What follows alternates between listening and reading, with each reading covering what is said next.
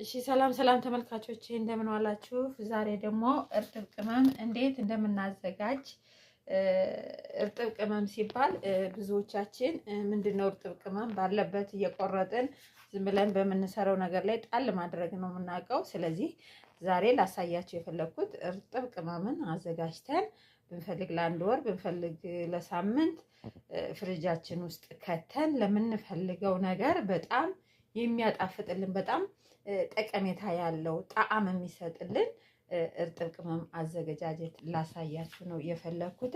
3 ጭልፋ ነጭ ሽንኩርት፣ 1 ጭልፋ ተኩል ዝንጅብል፣ 2 ማንኪያ ጤና አዳም፣ 2 ማንኪያ በሶ ብላና 1 ማንኪያ የሾርባ ማንኪያ ማለት ነው የተፈጨ ኮረሪማ ማለት ነው ያዘጋጀ ነው።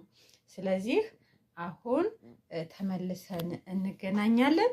እርጥብ ቅመሞቹን ሁላቸውን ከአንድ ላይ አዋህደን 1 ሊትር ውሃ አዘጋጅቻለሁ። እንደምታዩት ክዳን ባለው ነገር እንደዚህ አድርገን እንዴት እንደምናደርገው ነው ማሳያችሁ።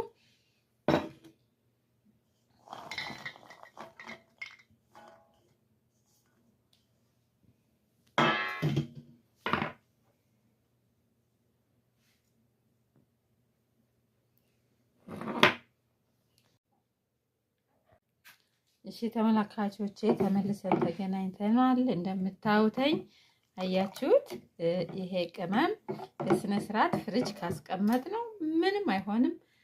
1 ወር እየቆጠብን መጠቀም እንችላለን። ሳምንት መጠቀም 15 ቀን መጠቀም እንችላለን። ቀለል አድርገን ግን ጠቀሜታው በጣም ብዙ ነው።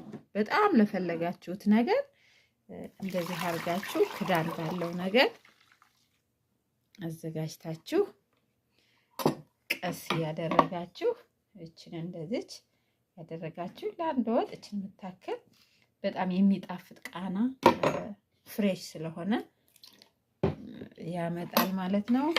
ስለተከታተላችሁኝ አመሰግናለሁ።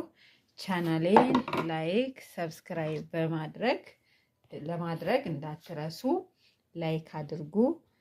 አመሰግናለሁ።